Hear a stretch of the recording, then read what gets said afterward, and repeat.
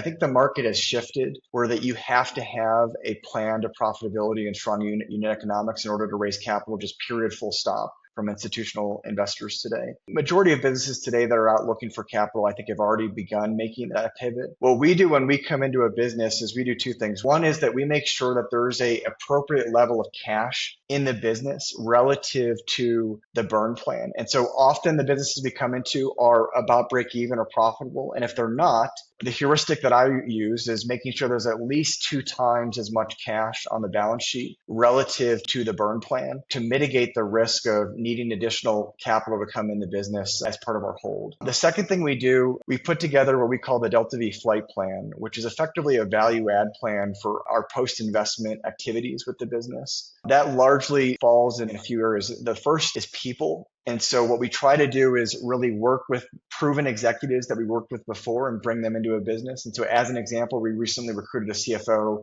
into one of our recent portfolio companies who is very successful in a prior business as a very strong individual. We also can provide a lot of help and capability on the M&A front. We supported several dozen acquisitions across our portfolio companies over the past few years, and that includes from a sourcing to an execution perspective. And then the third is really just bringing in board advisors and board directors from our network who can just be really experienced, steady hands, and serve as mentors and strong directors to a CEO.